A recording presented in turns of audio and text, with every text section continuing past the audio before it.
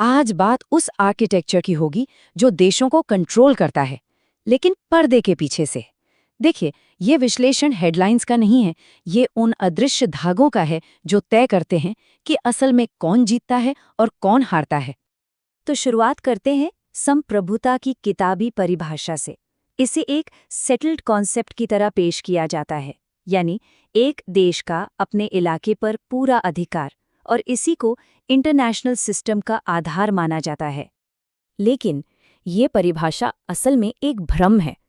जो global system है उसमें सहमति कोई चॉइस नहीं है, वो एक शर्त है, खासकर उन देशों के लिए जिन्हें कैपिटल चाहिए। नियम कौन तय करता है?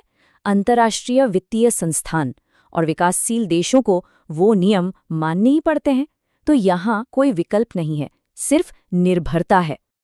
इस कंट्रोल के आर्किटेक्चर को समझने के लिए हम इसे परत दर परत देखेंगे। स्वायत्तता के मिथक से शुरू करेंगे, फिर सहमति की वास्तुकला, शक्ति के 4 चेहरे, नियंत्रण की मुद्रा, सिस्टम में कहाँ दरारें आ सकती हैं और आखिर में देरी की गणना। तो पहला सेक्शन, स्वायत्तता का मिथक। यहाँ हम इस सोच को तोड़ेंगे कि आज कोई भी देश सच में आज़ाद है। असल में ग्लोबल इंटीग्रेशन आज़ादी नहीं, बल्कि एक नई तरह की डिपेंडेंसी बनाता है। इन एक्टर्स को देखिए जरा, ये किसी भी देश की सरकार को जवाब नहीं देते। IMF, वर्ल्ड बैंक, बड़ी बड़ी मल्टीनेशनल कंपनियां, टेक फर्म्स, ये सब बॉर्डर के पार से ऑपरेट करते हैं, और ये किसी भी देश की इकोनॉमिक पॉलिसी, डेटा फ्लो, यहाँ तक कि उसके कानूनों को भी शेप देते हैं। नतीजा, देशों का अपनी किस्मत पर कंट्रोल कम होता जाता है। तो इसका सीधा नतीजा क्या है? नतीजा ये है कि एक देश अपनी आर्थिक और राजनीतिक दिशा तय करने की ताकत खो देता है। देखिए, संप्रभुता एक झटके में नहीं जाती, ये धीरे धीरे खत्म होती है, एक एक पॉलिसी करके। ठीक है, तो अब तक हमने सीधी बाधाओं की बात की, अब उन अदृश्य विचारधाराओं को देखते हैं जो इस पूरे सिस्टम को जायज़ ठहराती हैं, क्योंकि कंट्रोल हमेशा जबरदस्ती से नहीं होता। पावर के यहाँ 2 बेसिक फॉर्म्स हैं।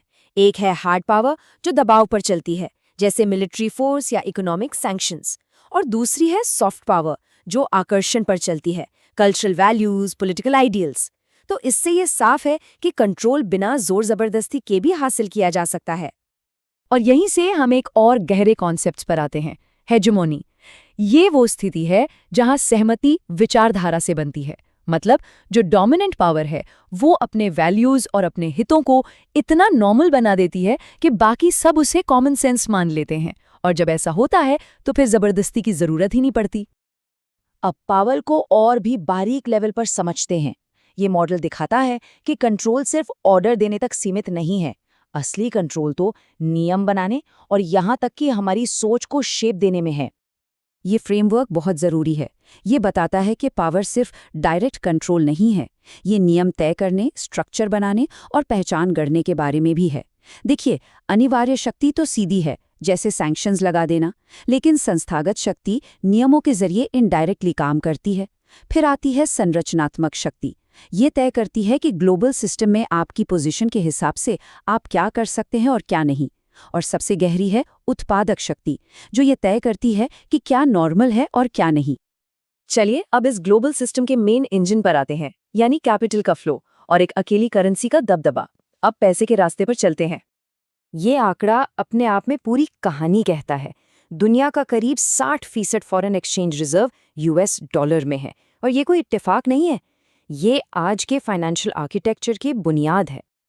और इस दबदबे का सीधा मतलब है स्ट्रेटेजिक और इकोनॉमिक फायदा। अमेरिका कम ब्याज पर उधार ले सकता है, और सबसे बड़ी बात, वो अपनी करेंसी की इस सेंट्रल पोजीशन का इस्तेमाल करके इतने ताकतवर इकोनॉमिक सैंक्शंस लगा सकता है जो दूसरों की इकोनॉमी को तबाह कर दें। और यहीं पर ये फाइनेंशियल दबदबा इंस्टीट्यूशनल कंट्रोल में बदल जाता है। डॉलर की सेंट्रल पोजीशन का इस्तेमाल IMF और वर्ल्ड बैंक जैसी संस्थाओं के अंदर पॉलिसी को प्रभावित करने के लिए किया जाता है। तो ये संस्थाएं न्यूट्रल नहीं रहती, ये अमेरिकी सिस्टम की फोर्स मल्टीप्लायर बन जाती हैं। लेकिन इस सिस्टम की स्टेबिलिटी पर एक शक भी है। कहते हैं ना, जो चीज़ सबसे ज्यादा स्थिर दिखे वही अक्सर सबसे ज्यादा नाजुक होती है। एक ऐसा सिस्टम जो सिर्फ एक पिलर पर इतना ज्यादा टिका हो, वो बाहर से मजबूत दिख सकता है, पर अंदर से वही उसकी कमजोरी है। तो इस सिस्टम में दरारें कहाँ हैं? अगर मौजूदा ट्रेंड्स जारी रहें तो 3 नतीजे लगभग तय हैं। पहला नतीजा, इंटरडिपेंडेंस का वेपनाइजेशन। मतलब जब सब लोग एक ही सिस्टम से जुड़े हों, चाहे वो फाइनेंशियल नेटवर्क हो या सप्लाई चेन, तो उन्हीं कनेक्शंस को हथियार बनाया जा सकता है, किसी की भी पहुंच रोकी जा सकती है। यानी जो इंटरडिपेंडेंस है वो दबाव बनाने का एक जरिया बन जाती है। दूसरा नतीजा है सिस्टमिक पैरालिसिस। वो संस्थाएं जो ग्लोबल गवर्नेंस के लिए बनाई गई थी वही कंट्रोल का जरिया बन सकती हैं। सबका भला करने के बजाय वो सिर्फ विनर और लूजर तय करने लगती हैं, और जब बड़ी ताकतें आपस में सहमत नहीं होती तो पूरा सिस्टम ठप पड़ जाता है। और तीसरा नतीजा, विकल्पों की तलाश। इसके जवाब में रूस और चीन जैसे देश एक्टिवली डी-डॉलराइजेशन की कोशिश कर रहे हैं। वो अमेरिकी सिस्टम पर अपनी डिपेंडेंसी कम करने के लिए पैरेलल सिस्टम बना रहे हैं, और ये मौजूदा स्ट्रक्चर के लिए एक सीधा चैलेंज है।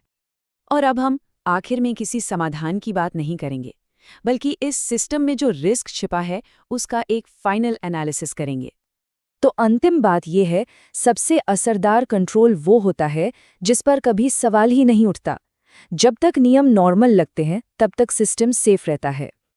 गलत कैलकुलेशन ये मान लेना है कि सवाल पूछना शुरू करने के लिए अभी वक्त है। रिस्क सिस्टम के नाजुक होने में नहीं है, रिस्क इसे पहचानने में हुई देरी में है। हो सकता है कि दोबारा सोचने का वक्त पहले ही खत्म हो चुका हो।